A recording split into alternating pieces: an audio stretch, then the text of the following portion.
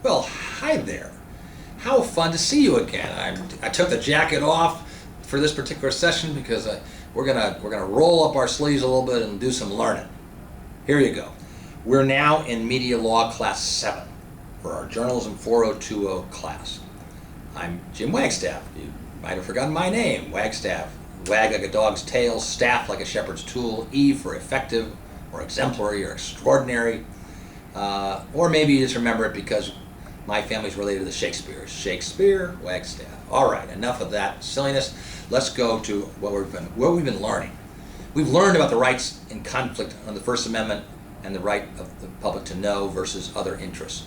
We've learned about the right in conflict of the reputational interest protected by defamation law. We've learned about, in two areas, the right of privacy and the right to be left alone when it comes to conflict with the public's right to know things about important events. In particular, we learned about the 4 branches of privacy. We learned about the false light invasion of privacy, which is much like defamation. We learned about public disclosure of embarrassing private facts, where someone gets outed on a fact that's not newsworthy. We've learned how to define newsworthiness. We learned, of course, about the appropriation of name or likeness or voice without consent for improper purpose. And of course, in our last class, we learned about intrusion upon seclusion in news gathering. We now go to a topic that is very, very important when it comes to reporters who are covering things, because rights can be in conflict. Let's go to slide number 2 with arguably one of the most important rights in conflict of all. The right of a fair trial when someone is charged with a crime against the right of the public to know about that. Free press versus fair trial. What a great headline for a class. Free press versus fair trial. Now, how does this manifest itself?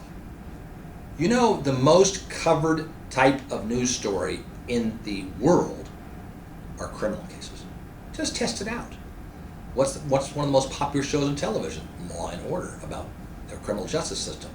What are most of the cases that are in the newspapers all about? Are criminal cases. When there's a crime, the community, often when it's a high-profile crime, the community is very, very interested in what happened. For public safety purposes, for interest purposes, for the functioning of our judicial system purposes. And so, my brother, who's the district attorney in San Mateo County, for example, is in the press all the time. It's not just because he's a news hound, it's because the things which the DA's office is involved in, such as the prosecution of crimes, is of high newsworthy value, even when celebrities aren't involved. With that in mind, let's look at slide number 3. Because this is really a different way of expressing our free press, fair trial, conflict. On the one hand, we have the public's right to know what's going on in our criminal justice system and what's going on as the public and the police get involved in the knowledge of crimes and ultimately the prosecution in court if it's prosecuted. Against that right is the right of someone who's charged with a crime to avoid the potentially erroneous deprivation of liberty. What's that mean? It means that sometimes a lot of press coverage can affect someone's right to a fair trial. What is a fair trial all about? It's about not convicting someone who might not be guilty. Who might not be guilty. The potentially erroneous deprivation of liberty. You know what's an amazing story? When we read a story about someone who was in jail for 30 years, that the DNA has just come out and exonerated them. They didn't do it. We're outraged. Our sense of someone being in jail for a crime that they didn't commit is amazing because liberty is a very strong interest, the right to be free. And we don't put people in jail unless the prosecution has proved their guilt beyond a reasonable doubt. So in fact, we have an entire system that's predicated on the notion of trying to ensure fairness. With that in mind, let's look at slide number 4. Slide number 4 gives us the 3 converging constitutional rights as they raise their heads in this decision. Of course, there's the First Amendment. We've been there before, haven't we? The right of the press and the public to learn information. That Congress shall make no law abridging freedom of the press and freedom of speech. We're going to protect people's rights to communicate about public events. But we also have the Fifth Amendment right to due process and a fair trial, and the Sixth Amendment right to a jury trial. That's an impartial jury selected from a cross-section of the community. These are 3 very important rights, and they occasionally will become in conflict when we have a high-profile criminal case. in which the publication of information might well jeopardize or perhaps risk the appearance or the actuality of a fair trial. So with that in mind, let's screen by screen, starting with screen number 5, let's take a look at these constitutional rights, the first of which we've spent a good deal of time on already together this term. The First Amendment to the United States Constitution, or when it's applied to localities and states, the 14th Amendment. It guarantees and protects the public's right to know about governmental activities. It allows, therefore, a great deal of free expression about criminal cases. We're somewhat unusual in this country. We allow press coverage of cases before they ever go to trial. In some countries, like even Great Britain, England, they don't allow coverage of trials on matters that are implicatory, that things that might affect the trial, until the trial's over. The reasoning being the right to know is not the right to know right now. The right to know is eventually. But in our system, we have very strong interests in knowing about our criminal justice system for a lot of reasons. It's cathartic for people and other reasons. So let's go to slide 6 and see one of the rights that's protected for the criminal defendant, as a person who's been charged with a crime. The Fifth Amendment of the United States Constitution says that no person shall be deprived of life, liberty, or property without due process of law. Now, there are other things in the Fifth Amendment we're not talking about. The right to be free from self-incrimination. You say, I took the Fifth Amendment. If the government wants to condemn your property because they want to put a road there, they have to pay you fair compensation in that condemnation. That's guaranteed in the Fifth Amendment of the United States Constitution. But the Fifth Amendment also contains the Due Process Clause, which therefore includes the right to a fair trial and a trial with the appearance of fairness. That's very important. Your right to a fair trial is not just the right to a fair trial abstractly. It's the right to a system that appears fair. If you're assigned a criminal case and the judge happens to be the brother of the prosecutor, that doesn't appear to be a fair trial. If there's a victim of a crime, say a financial crime, there's a company and the judge owns a lot of stock in that company, even though the judge might be very unbiased, it has the appearance of unfairness. So due process means fair trial and the appearance of a fair trial. Because what are we trying to do with a fair trial? Well, we're also doing something the Sixth Amendment protects. The Sixth Amendment in the Bill of Rights, in our amendments to the U.S. Constitution, says on slide 7, it's the right to a speedy and public trial in a criminal case. Well, we've heard about the right to a speedy trial. But it also says you have a right to a trial by jury, an impartial jury selection from a fair cross-section of the community. The Sixth Amendment gives you a right to a jury trial in most criminal cases. Why a jury trial? Because we have a sense that a jury trial that is free from any biases of information obtained outside the courtroom is going to lead to a fair trial. What's a fair trial achieve? It achieves our confidence that we're doing our best to only convict those who have committed a crime, because we'll make mistakes. You've heard the notion that we'd rather have 99 guilty persons go free than to wrongfully convict an innocent person. That's an amazing balance, but we have that balance because liberty interest is so very important. But if the press reports something in a pending case that might affect, and the potential jurors read it, that could affect a fair trial. That could affect a fair trial. And remember, we so much value protection of liberty interests that we require the prosecution to prove that criminal conviction by beyond a reasonable doubt. Think about what reasonable doubt is. As my brother says when he argues cases, it still has to be a reasonable doubt. It can't be that we think Martians committed the crime. That's not reasonable. But if there's a reasonable doubt, even if the jury kind of thinks they did it, if there's a reasonable doubt in their mind, they must acquit. There's a famous case in which it was a murder trial. And in the murder trial, they had never found the body, but nevertheless, there was evidence of a death. There was evidence by blood, and the person who was charged with the crime was the boyfriend who had threatened to kill her, etc. And so the prosecution charged this person with a crime with a lot of circumstantial evidence that the crime had been committed. So now, fast forward to closing argument. And the defense lawyer, after the prosecution makes its argument with all its evidence, says, "Ladies and gentlemen of the jury, I want you to look at the back door to this courtroom right now. And I want you to look at it for 10 seconds, because in 10 seconds, the supposed victim of this crime will walk through that door." He waits 10 seconds. The jurors all look at the back door of the courtroom. Nobody walks in. He then turns to the jury and says, "You all looked at the back door. That's a reasonable doubt that there was no murder here." Now, the prosecution was pretty smart in that case. They stood up in rebuttal and said, that's a really good trick. Reasonable doubt. You all looked at the back of the courtroom. I have to tell you something, ladies and gentlemen, however. There was one person in this courtroom who did not look at the back of the courtroom. That was the criminal defendant right over there. He didn't look back because he knew nobody was coming in. That's how trials work. But we value a fair trial. So the Sixth Amendment is one of our right. So let's go to what it's all trying to achieve, and that's our slide 8. Slide 8 is what we get from an impartial jury. Let's read this slowly together. The right to a jury free from the dominant influence of information contained outside the courtroom, obtained outside the courtroom. In other words, a jury that doesn't have predispositions before it ever got to start thinking.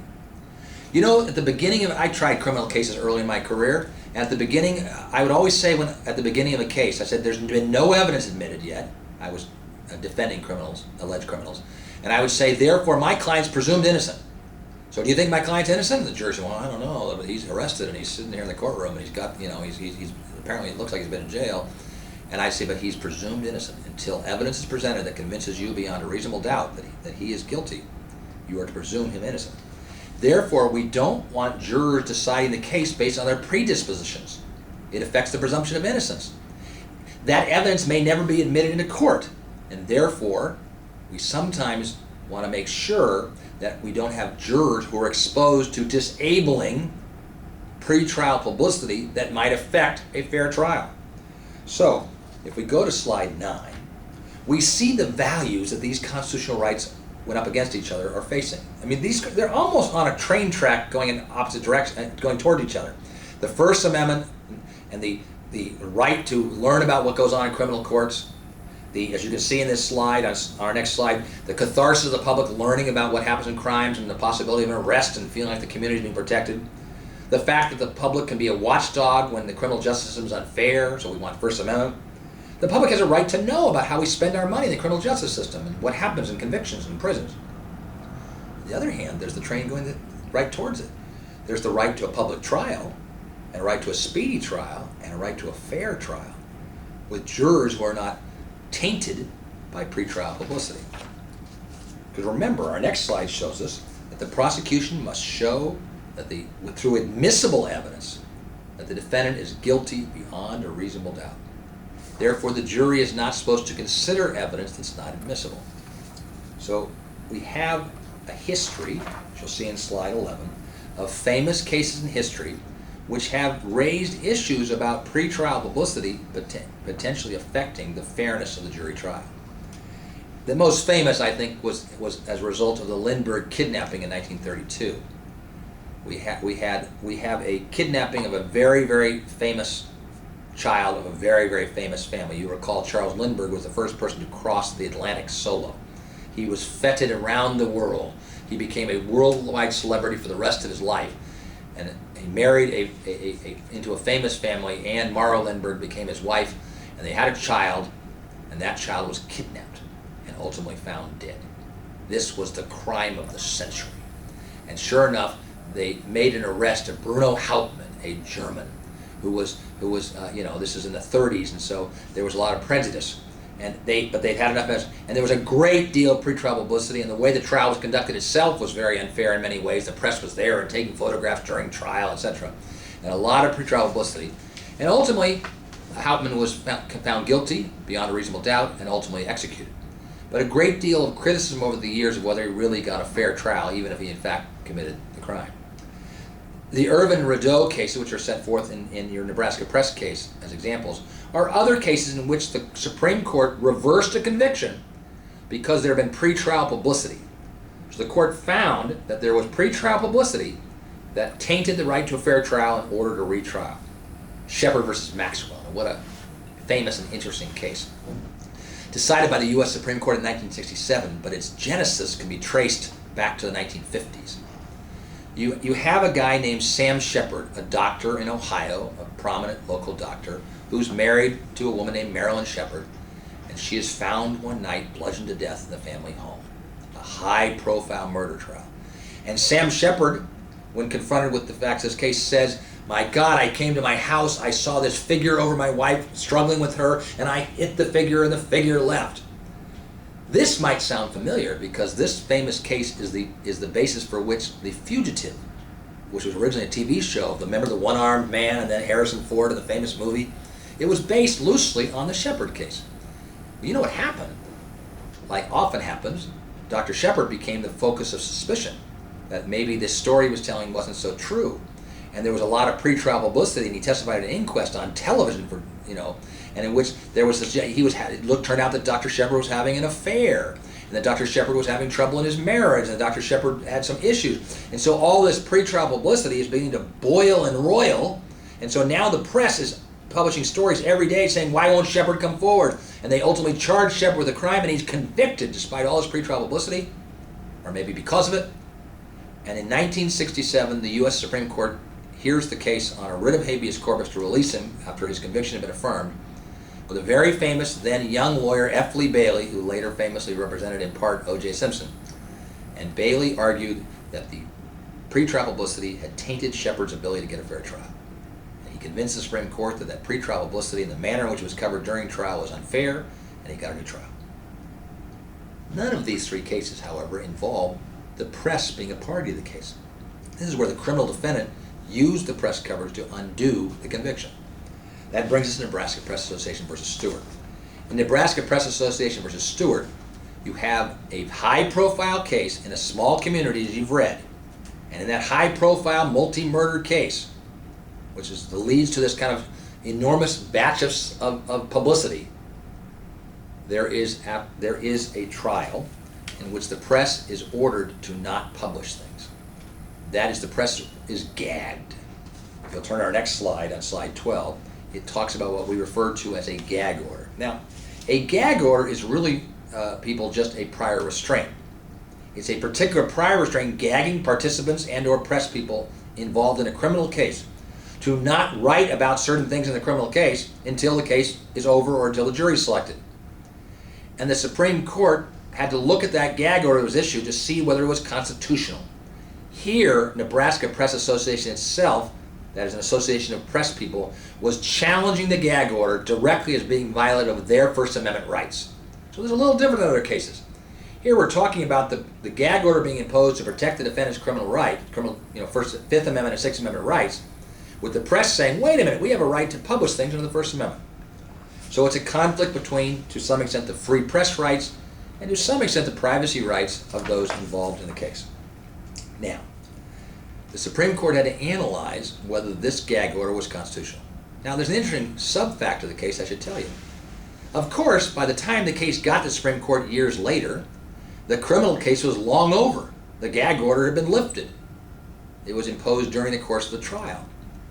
So the question was, why isn't the case moot? I mean, there's nothing more to the gag order, doesn't exist anymore.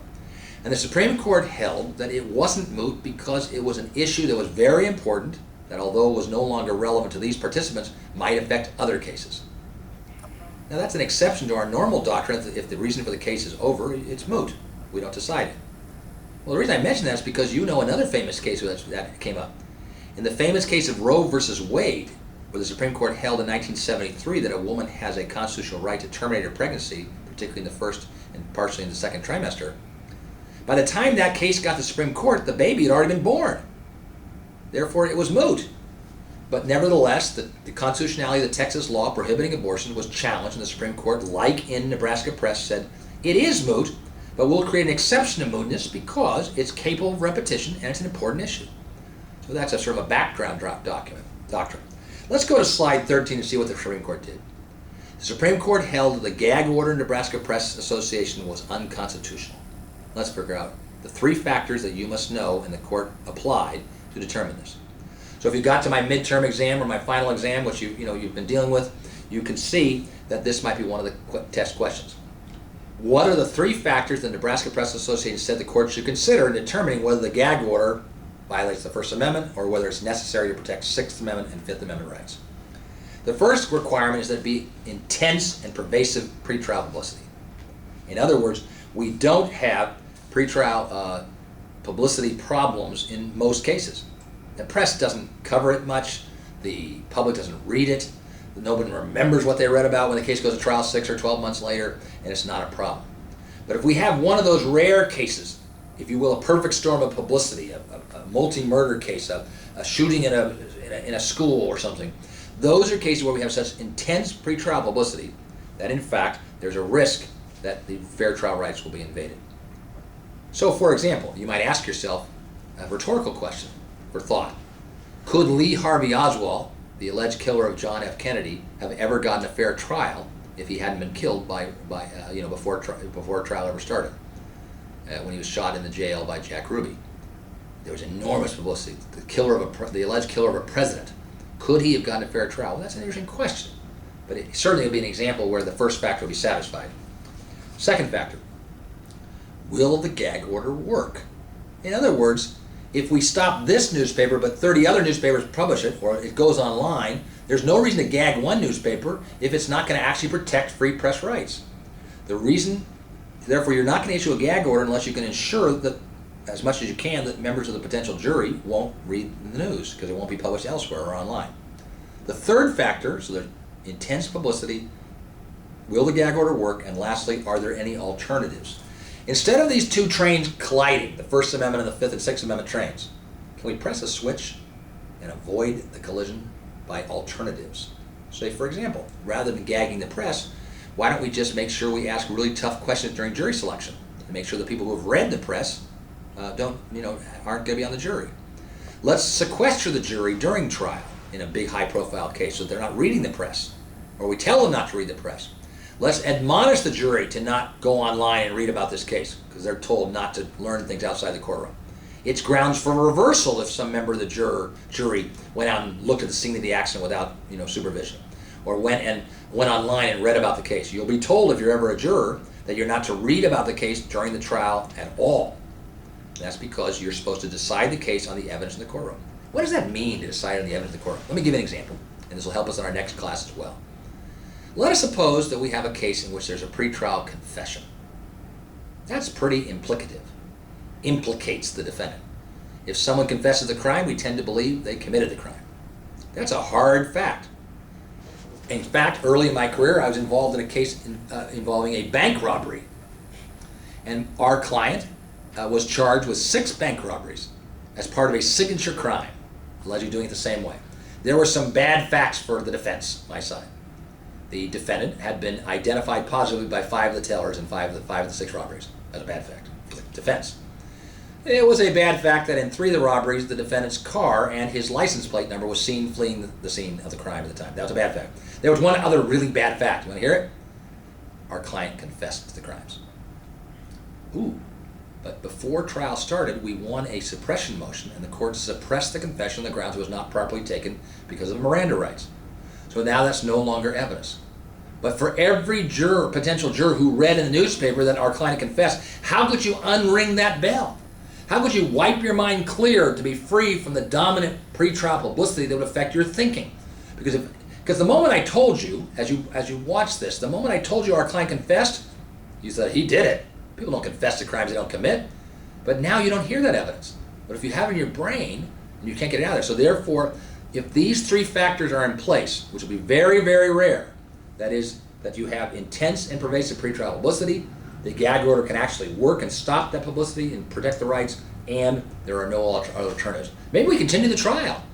If we wait 6 months, the buzz will have died down a little bit. These are factors that the court can consider in a particular case. Now, what kind of evidence is implicative? And we'll look again at this next class as well. Well, confessions are very implicative. Scientific evidence, like DNA, is very implicative. The more implicative the evidence, that it implicates the defendant, obviously the prosecutor likes that evidence, but the more that the pretrial exposure to such, quote, evidence or information tends to potentially taint the jury. So as we're considering the press's right, now, by the way, is the publication of the confession newsworthy? Of course, particularly in a high-profile case. If Lee Harvey Oswald in that Dallas jail had said, instead of saying I'm a patsy, he had said, I shot the president, that would be very, very, very hard to wipe out someone's brain. And by the way, someone did a sort of a Jonathan Swifting article I read years ago where they said that, I think it was Mickey Kaus, who wrote an article in some magazine that said maybe the only way we can have fair trials in big high publicity cases is to have a colony of jurors that lives in some desert island that never reads the newspapers and is never allowed to watch television or listen to radio or go online, and they'll just be our jurors for high-profile cases because they know nothing. May I suggest that is very Jonathan Swiftian, because I doubt that would be a fair cross-section of our community of the people who are willing to live on a desert island free from all activity and not having it. So does it mean that if you've been exposed to any pretrial publicity? No. It requires that it be the dominant exposure, meaning there are lots of times you hear things and you can put it out of your mind because you've got to keep an open mind. Ladies and gentlemen of the jury, we know you've heard some pretrial publicity about this high-profile case. Are you prepared to put it out of your mind and decide this case on the evidence in this courtroom? In my personal experience with jurors is they're always willing to try, and they take jury service very seriously. So I think that we can suggest that. Well, with that in mind, let's go to slide 14. So we've talked about when the press can be gagged. That's going to be very rare. Prior restraints are presumptively unconstitutional. We don't normally have the press being gagged, so you're going to very rarely gag the press. By the way, courts often gag the participants. You'll recall many classes ago, I told you that lawyers' rights under the First Amendment are balanced rights. They're partially protected under that First Amendment umbrella. As a lawyer, the judge can say, don't go outside and hold a press conference on the day of trial and say to the jury about all this evidence that the juries might watch. The lawyers can be gagged a little bit. The witnesses sometimes can be gagged a little bit. Now, once the trial's over, the gagging's done because there's no further need to have that. Remember the principle. The principle is that if you're restricting free speech rights, you should take the least restrictive alternative. The least restrictive alternative. What does that mean? Well, in colloquial terms, you'll forgive me, it means you don't burn down the entire house when all you want to do is roast a chicken. You turn the fire in the oven on. If you're trying to restrict free speech, why? Let's suppose, for example, there's a part of a trial you need to have closed for some reason, which we'll learn next class. You don't close the whole trial. You may close just that part of the testimony. You don't burn down the whole house, that is, stop free speech entirely. So maybe you allow press coverage of the case, but don't allow press coverage of the confession. The least restrictive alternative, so that we can avoid the train crash between the First and the Fifth and Sixth Amendment. Well, let's join the 21st century, will we? Let's go to slide 14, cameras in the courtroom. Now, we know, and you've taken a look at the Chandler case for tonight's class. And the Chandler case is a case which analyzes whether it is per se always unconstitutional, that is, does it violate the criminal defendant's Fifth and Sixth Amendment rights to have a camera in the courtroom. The argument is that cameras change the process. I'm looking at a camera right now. Am I hamming it up? And am I doing my hair differently? Am I trying to try and sway the testimony? Do you talk differently in a courtroom if you're on TV versus not? Did it affect the O.J. trial? And it was Judge Ito and these witnesses, Cato Kalin, who we saw on one of our earlier screens. He had the long flowing hair and all this stuff. Does the camera affect justice? So much so that it's against the Constitution to ever have a camera in the courtroom. And as you know, the Chandler case said, while courts can restrict cameras in the courtroom, it is not always unconstitutional to have a camera in the courtroom. And you know that because you watch court TV. You're aware of cases being on television. There's a new show coming out called Law and Order, You Be the Judge. And they're going to put trials on TV, and you get to vote on who ought to win, sort of like Dancing with the Stars. I mean, that's my kind of jury trial. Someone holds up a 10 after my closing argument. I can't wait, all right? Boy, he's good. What a rumba. So the fact is that cameras in the courtroom can affect justice. They can affect Fifth and Sixth Amendment rights, and they can also affect privacy rights. If you have a camera in the courtroom, someone who's on the jury may not want to have the world know they're on a jury. They may feel uncomfortable. They may feel in danger if it's a high-profile criminal case. They just volunteer to be jurors, and they didn't volunteer. They were called in, but they're volunteering in the sense they're not, getting paid much for it. So as a practical matter, in addition to cameras maybe affecting justice in the sense of witnesses and information, it might also affect the privacy rights of people in the courtroom. So how does the court do the weighing and balancing? And here's how the court does it. The court, under California Rule of Court 1.150, gives the court, as we see in slide 14, discretion to allow courts in the camera. Courts in the camera. Oh, courts in the camera is good, but cameras in the courtroom. It allows the court, in its discretion, depending upon the factors as it balances, to have court cameras in the courtroom or not. The Supreme Court in Chandler said it's not always unconstitutional. It's up to the states to decide what's going to present fair trial. Now, remember, we're trying to protect the defendant's fair trial rights, and we're trying to protect the privacy rights of those in the courtroom when appropriate. Maybe a witness won't come forward, then they're going to be on TV, by way of example. In California, you must, if you want to have a camera in the courtroom, that's a still camera or a moving picture camera, you must have a written request 5 days in advance of the time you want that hearing. So you want to cover an arraignment at the beginning of a case where someone's taking a plea, guilty or not guilty, and you have a camera in the courtroom because it's a high-profile case, you're going to make a written request to the court on a form that you can get from the California judicial forms online to do that. There are multiple 18 factors. If you go look up Rule of Court 1.150 as I've assigned to you, you'll see it lists many factors. Factors about the fairness of the process and can we control the camera and how many cameras are going to be. It's almost always going to be a fixed location camera. As a matter of law, by rule, it's not going to be on the jurors. We're not going to have pictures of the jurors. We're not going to have, some courts won't even allow sketch artists of the jurors.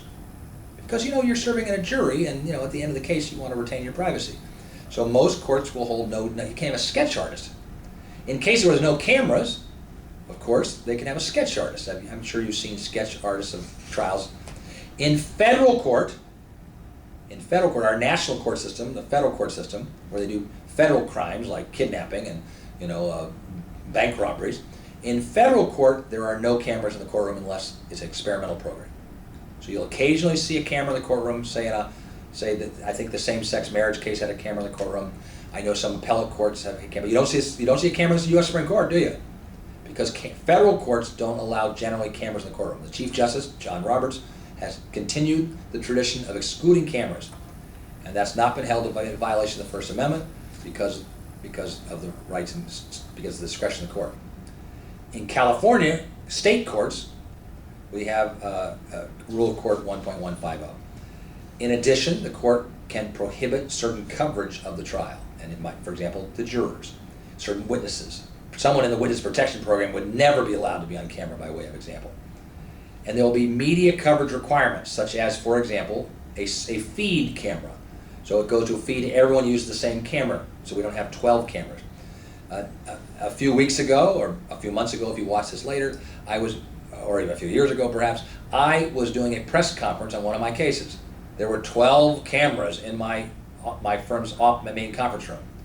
And reporters teeming out of the doors. I felt very like a celebrity, really, didn't I?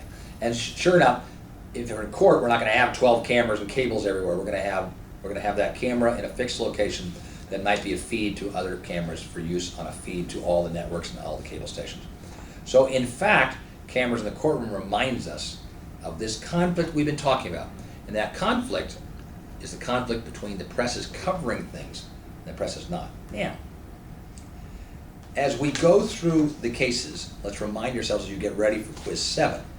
As we go through, the Nebraska Press Association case is really just a prior restraint case.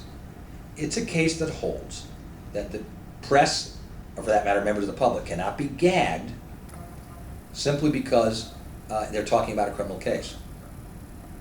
We're not like other countries which stop talking about criminal cases until later. But we look at those three factors. Is the publicity pervasive? Is the order going to work in any event? And are there alternatives, such as continuing the trial or voir direing the jury? By the way, what's the word voir dire mean? Voir dire is a term used to jury selection.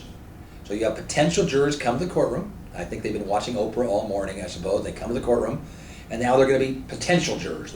So they'll be randomly selected. Some will go into the jury box, and then the lawyers and often the judge will ask questions of the jurors who have been sworn to tell the truth about whether there can be fair jurors in this case. So voir dire, V-O-I-R-D-I-R-E, or in the South they call it voir dire. It means truth-telling. It means that when we are selecting a jury, we want the jurors to tell us the truth to see if they can be fair jurors. Because in most cases, the lawyers are allowed to exercise first what are called cause challenges, where someone just can't be fair. I mean, they know somebody who was a witness in the case, They were the victim of sexual assault themselves. They just can't possibly sit through a rape trial. They just for cause. There are other challenges which are known as peremptory challenges. That is where the lawyers get to exercise challenge because they just don't think this is the right juror for their case. And they're not allowed to exercise those challenges on racist grounds or gender-based grounds or sexual orientation grounds, ethnicity or religious grounds. But if they can come up with an explanation that's free from that, that they can say, well, I got rid of that juror because they said they don't like X or Y, then they're allowed to exercise their peremptory challenge without explanation. That happens in all cases. So when we're picking a jury to see if they can be fair, we will often ask them questions. Have you heard any pretrial coverage? And we'll figure that out. Sometimes we're worried about one juror's answers tainting another juror's. Say, for example, in a capital case where it's a death penalty trial. The court can sequester jurors one by one and ask them questions in chambers. That is, or what's called in camera, which means in the chambers of the judge, without the press being there, in which they ask questions about has someone, for example, been the victim of sexual assault, because they may not want the world to know that, but they need to know the answer to that to see if they can be a fair juror. So they can sometimes ask questions of jurors one by one. It doesn't happen very often. If you've ever been on a jury or been a potential jury member, you know how it works. They bring you up there and you work. Now, I'm a lawyer. I don't very often get to be on juries. In fact, I've never been on a jury, except for a mock jury in law school. Yeah, they think they figure I'm just going to be a juror. I'll try and control things. I don't know. How could they think that? So, having said that, I get called for jury duty all the time.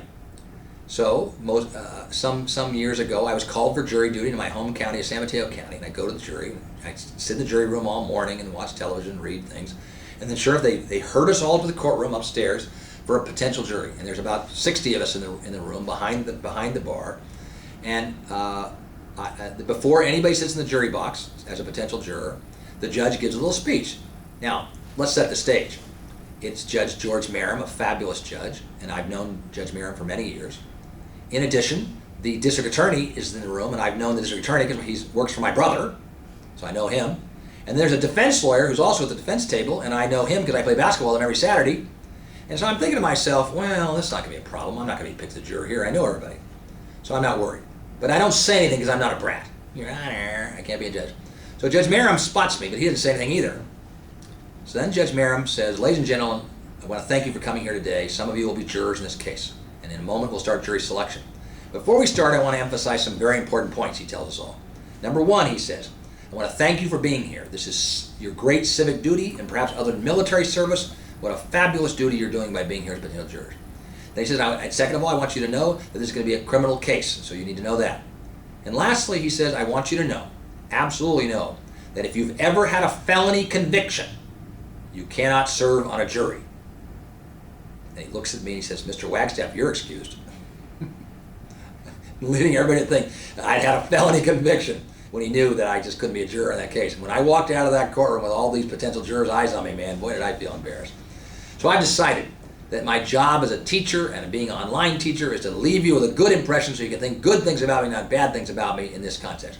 But voir dire is the process of a jury trial in which we're selecting jurors, and sometimes we'll ask them about what they know about the case to see if they can be fair. So what we've learned in this particular class is under what circumstances are we going to try and protect free speech rights, that is the right to cover our criminal justice system, and at the same time protect Fifth and Sixth Amendment rights, and perhaps sometimes the rights of the privacy of jurors. Because for goodness sake, and for example, could a newspaper publish the home address of a juror or their telephone number so they can be harassed by people? I think not. I think the judge could put a gag order on anybody publishing the address, just like you wouldn't want your social security number to be publicly identified. So our right of privacy sometimes is played when we have to play roles in the public system. You may say, well, I didn't want to be a witness to this murder. I didn't want to be there that day. That's just the way life goes, I'm afraid. Sometimes your duty as a citizen is to be a witness in response to a subpoena given to you by the prosecution or the defense. But nevertheless, we're trying our best to balance rights against each other. Isn't that our theme so far for this entire term? As you do your examinations and get ready to do your papers we'll talk about on a coming basis, isn't it really that we're talking about balancing interests against each other?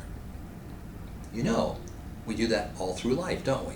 We balance people's interests against each other. Two people in a relationship, we're balancing their needs. We have teachers and students, we're balancing your needs on the other end of this camera to my needs of delivering these lectures. We're balancing interests. And when we're talking about media law, we've spent so far 7 classes talking about balancing interests against each other. That's what our main objective is. Now, we're going to be heading into our next class, Class 8, all about the same topic of a fair trial, but this time we're going to be talking about how that information is gathered and how the trials are covered themselves. This is a very important area of the law as we head into this balancing of interests against each other in these particular cases. And we're going to do our best, aren't we, to try and have you get something important from this. Remember I said that it was J. Paul Getty who said there's only 3 secrets to success. Remember? Number 1, wake up early. Number 2, work hard. And number 3, find oil. You're going to find oil by being in this class. We'll see you. Good luck on quiz number 7, and let's make sure our other examinations and papers are in track.